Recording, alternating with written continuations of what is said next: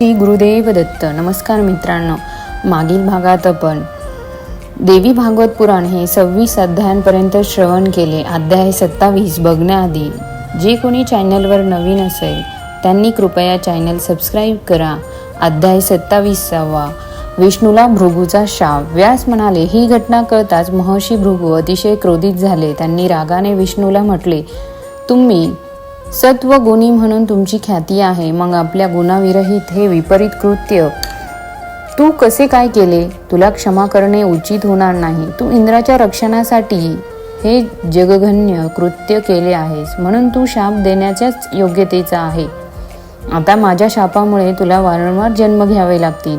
अशा प्रकारे शाप देऊन ते आपल्या पत्नीकडे वळले. ते म्हणाले, मी जर धर्मतत्व जाणणारा असलो, धर्माने राहिलो असतो, सत्यभाषी असतो, तर त्या माझ्या सत्याच्या बलाने तू उठशील, अशी हे सर्व माझे बल तेज बल पाहू शकतील.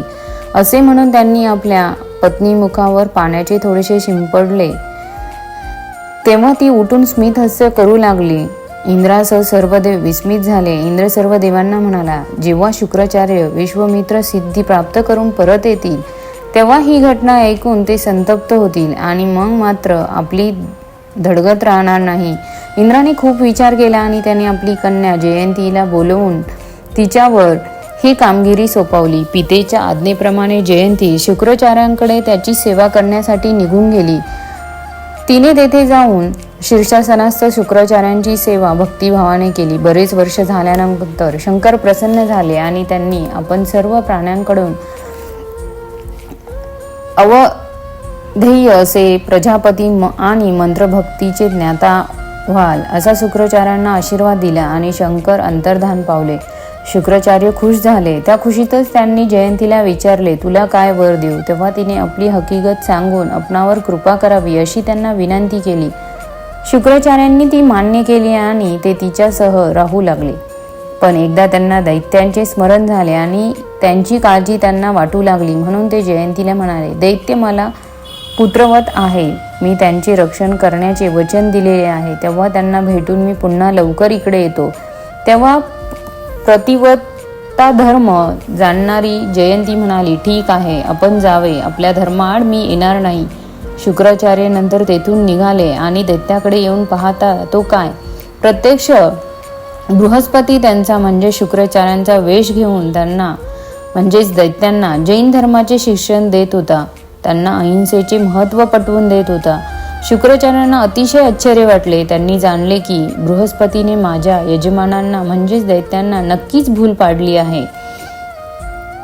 अध्याय 28. दैत्यांचा पराभव. शुक्राचार्य दैत्यांना म्हणाले, हे दैत्यांनो, माझे रूप बृहस्पती तुम्हाला फसवीत आहे. तुम्ही का उगाच फसता? त्याच्या लबाडीला फसून तुम्ही त्याच्या बोलण्यावर विश्वास ठेवला तर आपलेच नुकसान करून घ्याल. परंतु दैत्यांना इतकी भुरळ पडली होती की ते काही विचार करायला तयार नव्हते. उलट ते शुक्राचार्यांना म्हणाले, हेच आमचे गुरु आहे. हे सत्यवतनी धर्मात्मा आम्हाला कितीतरी दिवसापासून शिकवत आहे. आमचे हेच हितचिंतक आहेत.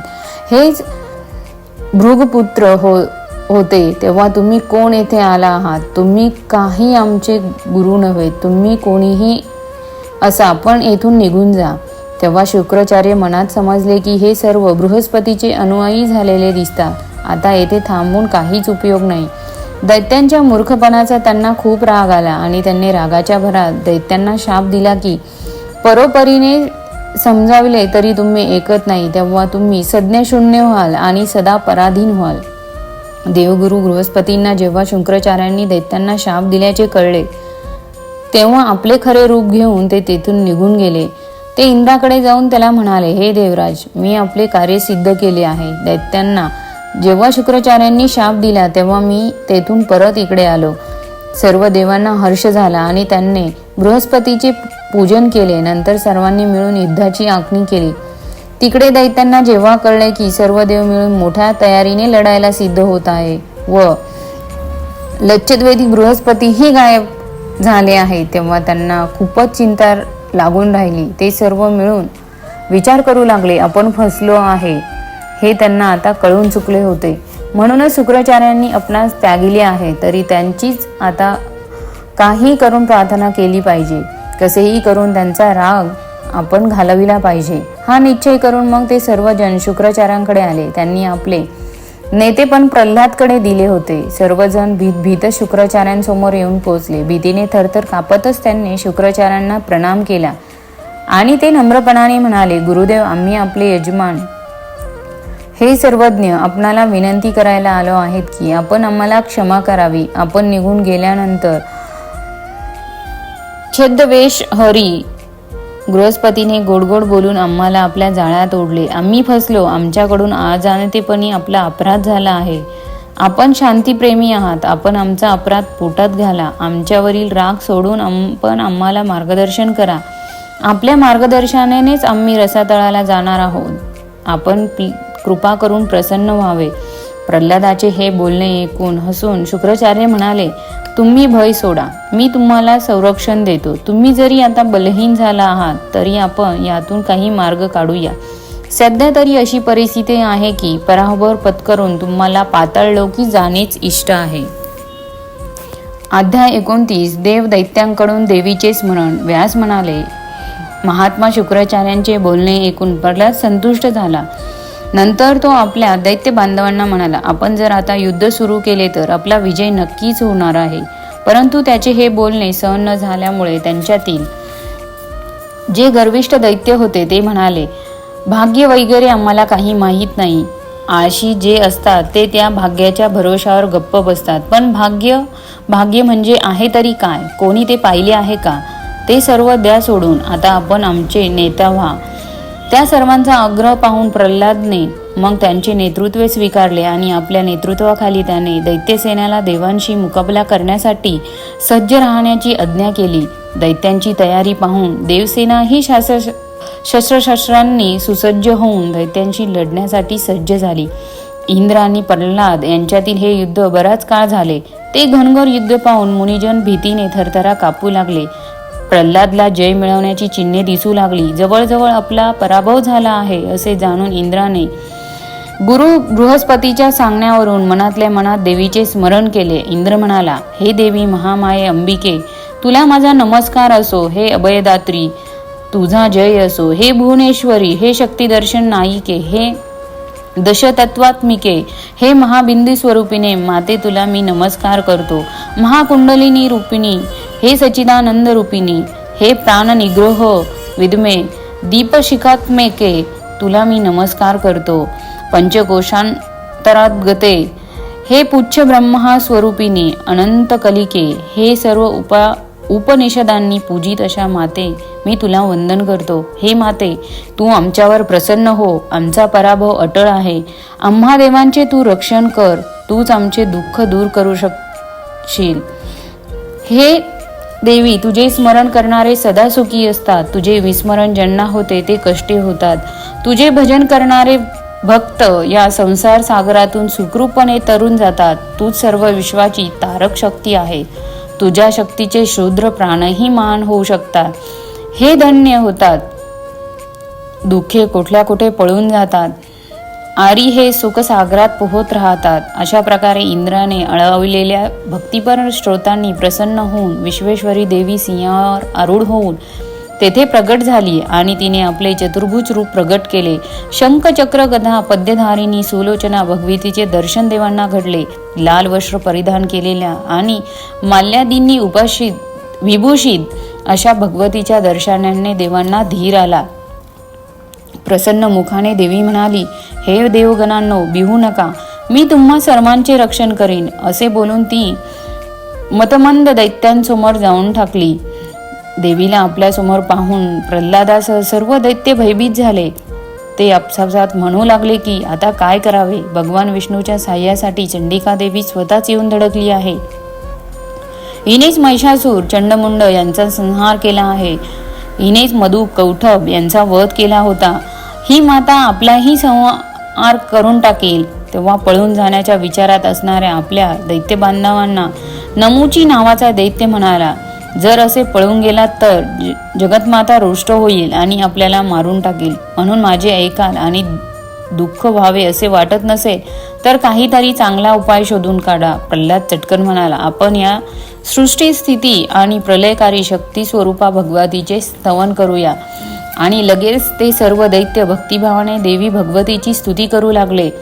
सर्व धिष्ठाने स्वरूपिणी हिं मूर्तीला नमस्कार असो. स्थावर जगदंबात्मकाची सृष्टी करती ब्रह्मा विष्णू रुद्र यांची निर्मिती. हे देवी महामाये, तू सर्वांची जननी आहेस. मग तूच निर्माण केलेल्या आम्हा दैत्य आणि देव यांच्यामध्ये भेदभाव का बरे करतेस? हे माते, चांगले आणि वाईट कसेही असले तरी माता आपल्या मुलांमध्ये भेदभाव करत नाही. मग तू का बरे आमचे रक्षण करत नाहीस? आम्ही सर्व दैत्य तुला अनन्य भावाने शरण आलो आहोत. तू आमची माता, तुझ्या मनात येईल तसे आता कर. पाहिजे तर तार, नाही तर मार. आम्ही तर तुझ्या चरणी लीन होऊन आलो आहोत. देवी म्हणाली, ऐका दैत्यांनो, तुम्ही पाताळात जाऊन तुमच्या इच्छेप्रमाणे राहा. तुम्ही तेथे जाऊन निर्भयतेने राहा. शुभ किंवा अशुभ काय हे कळण्यासाठी प्रतीक्षा करा. जे समाधानी संतुष्ट असतात त्यांना सर्वत्र सुख प्राप्त होते. परंतु लोभी जीवांना त्रैलोक्याचे राज्य मिळाले तरीही ते सुखी होत नाही, संतुष्ट होत नाही.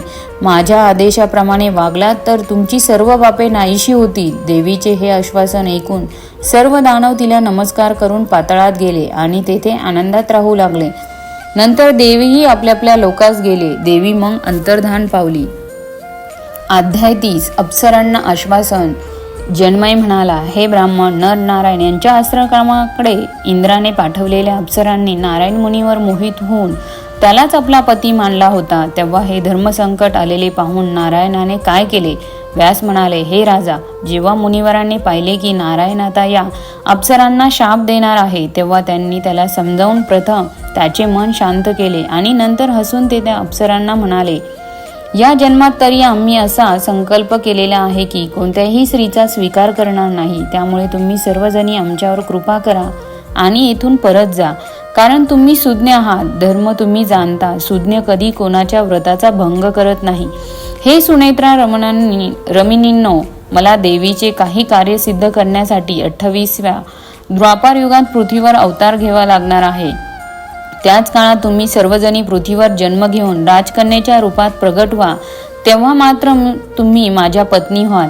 नारायणाकडून मिळालेल्या या आश्वासनामुळे खुश होऊन अप्सरा स्वर्गात निघून गेल्या आणि त्यांनी इंद्राला घडलेल्या सर्व वृत्तांत कथन केला. त्यांनी सांगितलेली सर्व हकीकत ऐकून तसेच उर्वशी इत्यादींना पाहून इंद्र अत्यंत प्रसन्न झाला. महर्षी भृगूच्या शापामुळे आणि पृथ्वीचा भार हलका करण्यासाठी याच नरनारायणांनी कृष्ण अर्जुनाचा अवतार घेतला. अशी आहे या नरनारायणाची कथा. अध्याय 31. त्रस्त्र पृथ्वींचे देवलोकात गमन. व्यास म्हणाले, हे राजन, आता भगवान श्रीकृष्णाच्या अवतारांचे कारण, त्याचे चरित्र कथन तसेच देवीचे चरित्र मी कथन करतो, तू ऐक. एकदम पाप्यांच्या ओझ्याने दबून गेलेली पृथ्वी अत्यंत दुबळी, दीन आणि भयग्रस्त झालेली होती. म्हणून रडत रडत गायीचे रूप घेऊन देवलोकी येऊन पोहोचली. तेव्हा तिला अशा स्थितीत पाहून इंद्राने तिला विचारले, हे वसुंधरे, तू इतकी घाबरलीस कशाने? तुला कोणी त्रास दिला आहे का? पृथ्वी उत्तरली, हे देवेश, मी आता पापाच्या ओझ्याने अतिशय दबून गेले आहे. तू मला या दुःखापासून वाचव. इंद्र म्हणाला, हे धरे, मी काय करू शकतो? तू ब्रह्मदेवाकडे चल, तेच तुझे दुःख हरण करतील. मी तुझ्या बरोबर येतो, चल. ते दोघे लगेच निघाले आणि ब्रह्मलोकी जाऊन पोहोचले. त्यावेळी ब्रह्मदेव ध्यानमग्न होते. त्यांनी डोळे उघडून पाहिले तो समोर गोरूपधारिणी धरा उभी होती. तेव्हा ते तिला म्हणाले, हे कल्याणी, तू दुःखी का झाली आहेस? तुला कोणी त्रास दिला आहे का? पृथ्वी म्हणाली, हे जगतपिता, कलियुग आले आहे. मी भयभीत होण्याचे कारण म्हणजे संपूर्ण प्रजा पापाचरण करू लागली आहे. जे दुष्ट राजा आहेत त्यांना मारून हे पिता, तुम्ही माझे ओझे हलके करावे. ब्रह्मदेव म्हणाले, हे देवी, तुझा भार मी हलका करू शकत नाही, पण आपण भगवान विष्णूंकडे जाऊया. जनार्दन भगवानच तुझे दुःख दूर करतील. मग गोरूपी पृथ्वीसह ते सर्व विष्णुधामी गेले आणि भक्तिभावाने त्यांनी विष्णूची स्तुती केली. भगवान विष्णूंनी त्यांना तेथे येण्याचे कारण विचारले. तेव्हा ब्रह्मदेवाने पृथ्वीचे दुःख त्यांना सांगितले आणि म्हटले, हे जनार्दना, या पृथ्वीचा भार हलका करण्यासाठी आपण द्वापरच्या अंतिम काळी पृथ्वीवर अवतार घ्या आणि दृष्ट राजांचा संहार करून या पृथ्वीचा बोजा हलका करा. भगवान विष्णू म्हणाले, याविषयी मी किंवा अन्य देव कोणीच स्वतंत्र नाही. ते सर्व स्थावर जगात्मक योगायोगाच्याच हाती आहे. ती योगमायाच आपल्या इच्छेनुसार सर्व काही करते. म्हणून आपण सर्वजण त्या परमशक्ती आद्यशक्ती भगवती मायाचे स्मरण करूया. सर्वजण मग मनातल्या मनात त्या सनातनी योगमाया भुवनेश्वरीचे स्मरण करू लागले. तेव्हा प्रसन्न होऊन देवी भगवती तेथे प्रगट झाली. तिचे दर्शन घडल्यामुळे सर्व देवगण अतिशय आनंदित झाले. त्यांनी तिला पुन्हा पुन्हा वंदन केले आणि तिने आपल्याला शुभ कार्यासाठी प्रेरणा द्यावी अशी तिला विनंती केली. ते म्हणाले, हे दाद्य हृदय, हे कार्य पूर्ण करून तू आमचे कल्याण कर. दैत्याचा संहार करून तू भूभार हलका कर. देवी म्हणाली, तुमचे संकट दूर होण्यासाठी काय करायला हवे मला सांगा. तुमची इच्छा पूर्ण करण्यासाठी मी असाध्यही साध्य करून देईन. हे देवगणांनो, पृथ्वीला कोणते दुःख आहे ते मला सांगा. देव म्हणाले, हे भुवनेश्वरी, पूर्वी तू महाबली, महिषासूर, तसे शुंभ, निशुंभ, रक्तबीज, चंडमुंड, धूम्रलोचन, दुमूर्ख, दुःखसह इत्यादी असंख्य महापराक्रमी राक्षसांना मारले. तसेच आत्ताच्या या दृष्ट राजांचा संहार तू करावास. देवी म्हणाली, मी त्यासाठी अंश अवतार घेईन. माझ्याकडून होईल तसा मी पृथ्वीचा भार कमी करीन. मगाधिपती जरासंध इत्यादींच्या बळाचा मी आपल्या शक्तीने नाश करीन. तुम्हीही मला मदत करण्यासाठी पृथ्वीवर अवतार घ्या. कश्यप वसुदेवाच्या रूपात अवतरित झाले आहेच. विष्णूही भृगुशापाने त्या वसुदेवाचे पुत्र होती. मीही यशोदेच्या उदरी जन्म घेईन.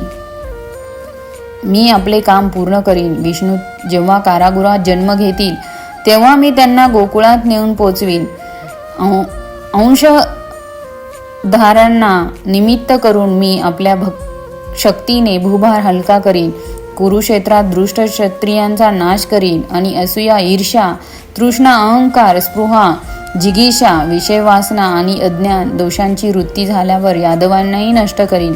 शापामुळे कृष्णही आपले शरीर त्यागील. म्हणून तुम्ही सर्वजण आपल्या स्त्रियांसह मथुरा आणि गोकुळात अवतरून भगवान विष्णूंना मदत करा. असे म्हणून योगमाया अदृश्य झाली. तेव्हा सर्व देव आपापल्या ठिकाणी निघून गेले.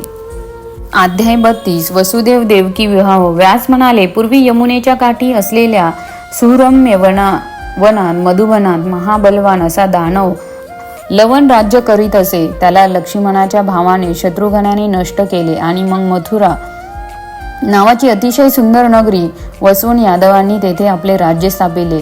ययातीपूर्व शूरसेन जेव्हा राजा झाला तेव्हा वरुणाच्या शापामुळे महर्षी कश्यपांनी शूरसेन याचा पुत्र वसुदेव म्हणून अवतार घेतला. पित्याच्या मृत्यूनंतर वसुदेव शूरसेनाच्या राज्याचा अधिपती झाला आणि उग्रसेन मथुरेचा राजा बनला. याच उग्रसेनाचा मुलगा म्हणजे कंस होता. वरुणाच्या शापामुळेच महर्षी कश्यपांची भार्या आदिती ही उग्रसेनाचा भाऊ देवक याची कन्या देवती म्हणून जन्माला आली. महात्मा देवकाने तिचा विवाह वसुदेवाशी करून दिला. विवाह सोहळा चालू असतानाच आकाशवाणी झाली की, हे कंसा, देवकीच्या 8व्या मुलाच्या हातून तुझे मरण होईल. कंस अस्वस्थ झाला आणि रागाने तलवार काढून देवकीचे केस पकडून तो तिचा वध करायला निघाला.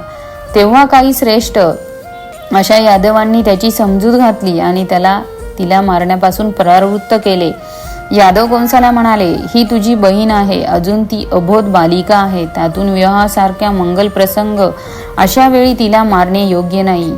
तथापि भविष्य कोणी पाहिले आहे, पण सत्य गोष्ट म्हणजे बहिणीची हत्या करणे निंदनीय आहे. अशा प्रकारे पुष्कळ वेळा सांगून समजावूनही कंसाने ऐकले नाही. तेव्हा नीतितज्ञ वसुदेव कंसाला म्हणाला, सत्याच्या आधारानेच हे जग चालले आहे. त्या सत्याला साक्षी ठेवूनच मी तुला वचन देतो की देवकीला जेवढे पुत्र होतील त्या सर्वांना मी तुझ्या स्वाधीन करील. वसुदेवाचे आश्वासन ऐकून तेथे जमलेले यादवगण म्हणाले, साधू साधू म्हणजे देव माणूस आहे. हे सर्वजण कंसाला म्हणाले, हे महाभाग, हे कंसराज, मोठ्या मनाचा वसुदेव कधीच खोटे बोलत नाही. त्याने तुला दिलेल्या वचनावर विश्वास ठेव आणि आपल्या बहिणीला सोडून दे. स्त्री हत्येच्या घोर पातकापासून स्वतःला वाचव. अशा प्रकारे समजवल्यानंतर कंसाने वसुदेवाचे म्हणणे ऐकले आणि बहिणीवरचा राग आवरून धरलेले तिचे केस सोडून दिले.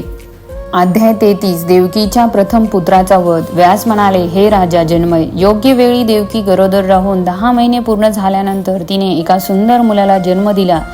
तेव्हा सत्यनिष्ठ वसुदेव देवकीला म्हणाला, हे वररू, मी आपले सर्व पुत्र कंसाला देण्याची प्रतिज्ञा करून तुला त्याच्या तडाख्यातून सोडविले आहे. हे प्रिय, सत्याने जाणे हेच नेहमी कल्याणकारक असते. सुख हो की दुःख हो, सत्यप्रिय व्यक्तीला नेहमी सुकृत्यच करायला पाहिजे. हे वसुदेवांचे बोलणे ऐकून शकाकुल आणि संतप्त झालेली अशी मनस्वी देवकी उठली आणि तिने आपल्या थरथरत्या हातांनी आपला तो गोजीरवाणा मुलगा वसुदेवच्या हाती सोपवला. धर्मात्मा वसुदेव त्या बालकाला घेऊन कंसाच्या निवासस्थानाकडे जायला निघाला. मार्गावर ज्या ज्या कोणी त्याला असे बालकाला घेऊन जाताना पाहिले त्या प्रत्येकाने त्याच्या धर्माने चालण्याची प्रशंसा केली. वसुदेवच्या या सत्यप्रियतेने कंसासारखा दृष्ट राजाही विस्मयचकित झाला. बालकाला हाती घेतल्यावर कंस सद्गतीत होऊन म्हणाला, हे वसुदेवा, आपण धन्य आहात. आपण या बालकाला माझ्या स्वाधीन करत आहात. या आपल्या धैर्यावरूनच मला आपले महानत्व आज पटले आहे. तथापि या बालकाकडून माझा मृत्यू होणार नाही. आकाशवाणीप्रमाणे तुमचा 8वा पुत्र माझ्या मृत्यूला कारण होणार आहे. म्हणून ज्यापासून मला भय नाही त्या या निरपराध बालकाला मी मारणार नाही. तुम्ही याला परत घेऊन जा. आणि त्याने वसुदेवाकडे त्याच्या बालकाला देऊन टाकले. वसुदेवाला कंस म्हणाला, तुमच्या 8व्या पुत्राला मात्र माझ्या स्वाधीन करा. वसुदेव तेथून निघून गेला. नंतर नारद मुनी तेथे अचानक आले आणि ते कंसाला म्हणाले, मी सुमेरू पर्वतावर गेलो होतो. त्यावेळी तेथे ब्रह्मादी देव सर्व एकत्र जमलेले होते. त्यांनी तेथे ठरवले की तुला मारण्यासाठी देवकीच्या पोटी विष्णूने जन्म घ्यायचा. देवकीला पुत्र झाला असे माहीत होऊनही तू त्याला नष्ट का केले नाहीस? कंस म्हणाला, आकाशवाणीने 8व्या पुत्राबद्दल सांगितले आहे, त्यामुळे मी देवकीच्या 8व्या पुत्राला जिवंत नक्कीच ठेवणार नाही. पण या निरपराध्याला का बरे मी मारू? नारद म्हणाले, हे नरोत्तमा, तुला राजनीतीमुळे होणाऱ्या शुभ अशुभाची कल्पना नाही. तसेच देवांचे मायावी बलही तुला अपरिचित आहे. तेव्हा मी म्हणतो, कोणीही शूद्र अशा शत्रूचीही उपेक्षा करू नये. गणितशास्त्राचा आधार घेतला तर कोणताही पुत्र 8वा होऊ शकतो. हे सगळे माहीत असूनही तू आपल्या शत्रूला सोडून देण्याचा मूर्खपणा केला आहेस. एवढे बोलून नारद मुनी तिथून निघून गेले. ते गेल्यानंतर कंस विचारात पडला आणि त्याने वसुदेवाकडे त्याचा पुत्र मागण्याची आज्ञा दिली. तेव्हा बालक हाती आले. तेव्हा क्रूरपणे कंसाने त्याला दगडावर आपटून ठार केले आणि मगच सुखाने श्वास घेतला. अध्याय 34 श्रीकृष्ण जन्म. व्यास म्हणाले, हे राजा, देवकीचे 7 बालक नष्ट केल्यानंतर कंस 8व्या मुलाच्या आगमनाकडे डोळे लावून सावध चित्ताने वाट पाहतच होता. योग्य वेळी श्री विष्णूंनी देवकीच्या गर्भात प्रवेश केला. कंस भयाने रोहिणीला वसुदेवाने आधीच गोकुळात पाठवून दिले. कंसाने देवकीला कारागृहात बंदिस्त करून ठेवून तिच्यावर लक्ष ठेवण्यासाठी सेवकांची नेमणूक केली. वसुदेवही देवकीवरच्या प्रेमाने कारागृहातच जाऊन राहिले. श्रावण महिन्यातील कृष्ण पक्षातील अष्टमीच्या मध्यरात्री देवकीने आपल्या अद्भुत मुलाला जन्म दिला. त्याला पाहून ती स्वतःही अतिशय चकित झाली. तिने वसुदेवांना म्हटले, हे स्वामी, बघा या सुंदर बालकाकडे, कारण पुन्हा काही याचे मोह आपणाला दिसू शकणार नाही. वसुदेवाने त्याच्याकडे पाहिले आणि म्हटले, ठीक आहे. त्याला आपल्या हाती घेऊन व्याकुळ मनाने तो क्षणभर विचारत पडला की या अभ्रकाचे प्राण वाचतील कसे, ज्याच्यामुळे याचा वियोग होणार नाही.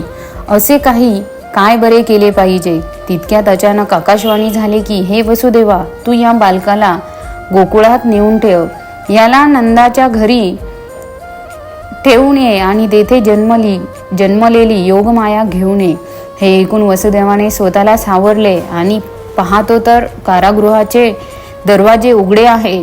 झटकन त्याने द्वारपालच्या नकळत बाहेरची वाट धरली. योगमायाच्या कृपेने त्याने यमुना नदी ओलांडली आणि गोकुळात गेला. तेथे नंदाचे घर आल्यावर तो आत शिरला.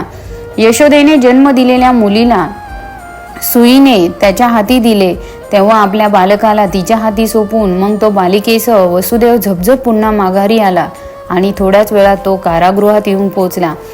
त्या बालिकेला त्याने देवकीजवळ ठेवली. ती जोरजोरात रडू लागली.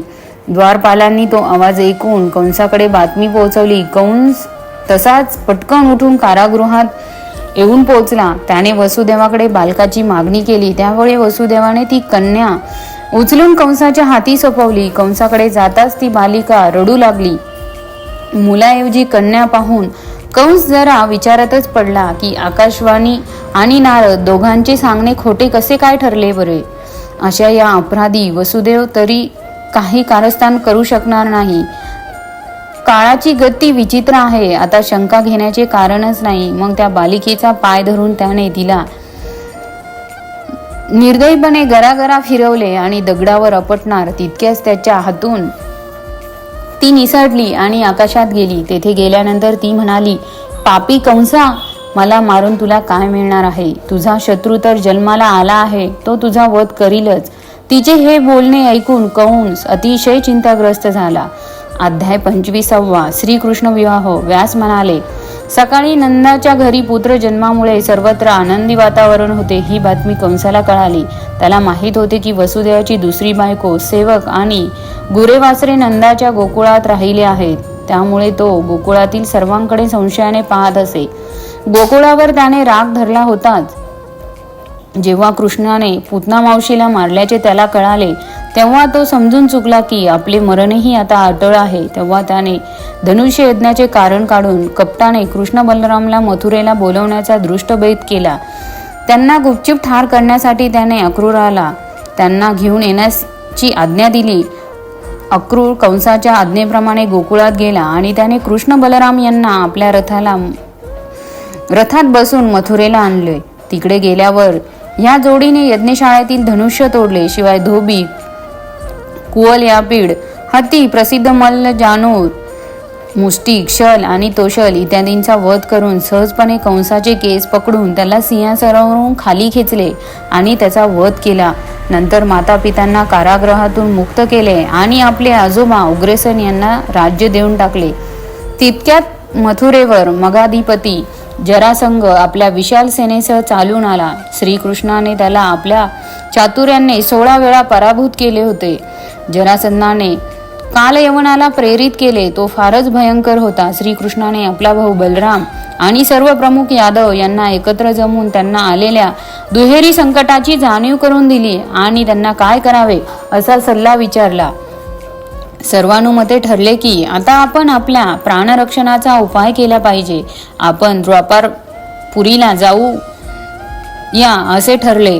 गरुडाने प्रथम जाऊन पाहून आला. द्वारकापुरी अतिशय रमणीय आहे. ती रैतवाचलाजवळ आणि समुद्राकाठी वसलेली आहे.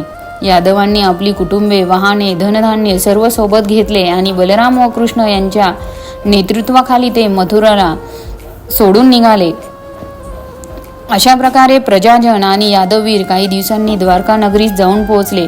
तेथे जाऊन त्यांना कुशल शिल्पकारांकडून नगरीचा जीर्णोद्धार केला आणि यादव तेथे आनंदाने राहू लागले. बलराम व श्रीकृष्ण मात्र पुन्हा मथुरेला परतले. तोपर्यंत कालयवनही तेथे येऊन धडकला होता. तो आलेला कथा श्रीकृष्ण मथुरेबाहेर कालयवनाच्या पुढे पुढे चालू लागला. त्याला पुढे जाताना पाहताच कालयवनही त्यांच्या मागे लागला. अशा प्रकारे ते दोघे मुचुकुंद तेथे झोपला होता तेथे जाऊन पोहोचले आणि श्रीकृष्ण अदृश्य झाला. झोपलेल्या मुचुकुंदाला कालयवनाने लात मारली. तो झोपेतून जागा झाला आणि त्याने कालयवनाला रागाने मारले. तेव्हा कालयवनाचा नाश झाला. नंतर मुचुकुंद तेथून वनात निघून गेला. श्रीकृष्ण आणि बलराम द्वारकेला परतले. तेथे जाऊन उग्रसेनाला राजा बनविले. नंतर रुक्मिणीचे हरण करून तिच्याशी श्रीकृष्णाने विवाह केला. त्यानंतर जामवती, सत्यभामा, मित्रवंदा, कालिंदी, लक्ष्मण, भद्रा, नग्रजिती इत्यादी अनेक स्त्रियांशी त्याने विवाह केला. रुक्मिणीला पुत्र झाला. तो प्रद्युम्न. त्याला शंभरासुराने पळवून नेले आणि आपली कन्या मायावती हिच्या स्वाधीन केले. इकडे श्रीकृष्णाला जेव्हा पुत्राला पळविल्याचे कळले तेव्हा त्याला खूप दुःख झाले. म्हणून तो त्या भगवती देवीला शरण गेला.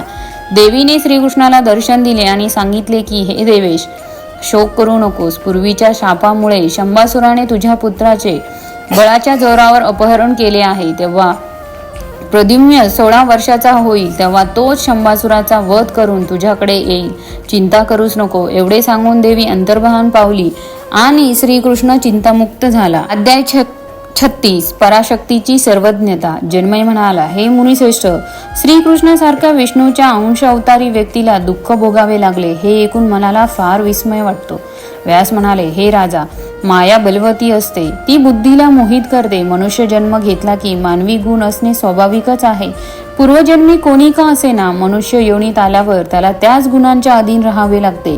क्षुधा, पिपासा, निद्रा, भय, तंद्रा, शोक, संशय, हर्ष, अभिमान, वृद्धावस्था, मृत्यू, अज्ञान, ग्लानी, प्रीती, इष्टा, असूया, मद आणि श्रम हे सर्वच मनुष्य शरीरात विद्यमान असतातच. श्रीकृष्णातही हे सर्व भाव विद्यमान होते. त्यात आश्चर्य वाटण्यासारखे काहीच नाही. प्रथम त्याला कंस भयाने गोकुळात जावे लागले. नंतर जरासंधाच्या भयाने मथुरा सोडावी लागली आणि द्वारकेला पळावे लागले. तेथे रुक्मिणी हरणासारखा अधर्म करावा लागला, कारण रुक्मिणी ही शिशुपालाची वाग्दत्त वधू होती. श्रीकृष्ण हे सनातन धर्माचे ज्ञाते असूनही त्यांनी रुक्मिणीचे हरण केले. शंभराने तिच्या पुत्राचे हरण केले तेव्हा त्याने शोकही केला. जेव्हा देवीने त्याला शिशु जिवंत आहे असे आश्वासन दिले तेव्हा तो प्रसन्न चित्ताने निष्काळजी झाला. पत्नी पारायण श्रीकृष्णाने सत्यभामेच्या हट्टाखातर स्वर्गात जाऊन इंद्राशी युद्ध करून त्याच्याकडून परिजात वृक्ष तिच्यासाठी आणला. सत्यभामेने त्याची तुलना करून नारदाला दान केले. जांबवतीने त्या जेव्हा पुत्राची अभिलाषा दर्शवली तेव्हा तिच्यासाठी तो पर्वतावर तपश्चर्येसाठी गेला. तेथे शिवमित्रांसहित कठोर तप 6 महिने श्रीकृष्णाने केले. म्हणून संतुष्ट होऊन शिवाने त्याला दर्शन दिले आणि वर मागण्यास सांगितले. श्रीकृष्णाने शिवाला आदरपूर्वक नमस्कार करून जांबवतीची इच्छा बोलवून दाखवली तेव्हा शिवाने त्याला पुत्र होण्याचा वर दिला. गिरिजेनेही श्रीकृष्णाला तू विश्वातील सर्व गृहस्थांमध्ये श्रेष्ठ गृहस्थ होशील असा वर दिला आणि सांगितले की गांधारीच्या शापाने कालांतराने तुझे कुल नष्ट होईल. तुझे असंख्य पुत्र सुद्धा एकमेकांवर प्रहार करून नष्ट होतील. तसेच तुम्ही दोघे भाऊही देहत्याग करून देहलोकी जाल. भवितव्य तर होतच राहते, त्याचा कोणी प्रतिकार करू शकत नाही. म्हणून तू शोक करू नकोस. माझ्या मते शोक करणे इष्ट नव्हे. असे म्हणून शंकर अंतर्धान पावले. मग श्रीकृष्णाने आपले गुरु उपमन्यू यांना प्रणाम केला आणि तो द्वारकेला परत गेला. म्हणून हे राजा, ब्रह्मादी देवांना आदिश्वर मानले जात असले तरीही मायारूपिणी नदीच्या लाटांमुळे त्या देवांचे अंतकरणही क्षुभित होऊन जाते. परब्रह्म स्वरूपिणी माया त्यांना त्यांच्या पूर्वसंचिताप्रमाणे प्रेरणा देत राहते. ती माया विषय भाव आणि हृदयाच्या पलीकडे असते. करुणा हा तिचा स्थायी भाव असतो. म्हणून ती जीवांना भवबंधनातून मुक्त करण्यासाठी जागृत असते. तर ती देवी या चराचर विश्वाला उत्पन्न न करता तसेच जड रूपात ठेवती. तर कोठेच चेतना शिल्लक न राहता सारे विश्व जडरूप होऊन स्थित राहते.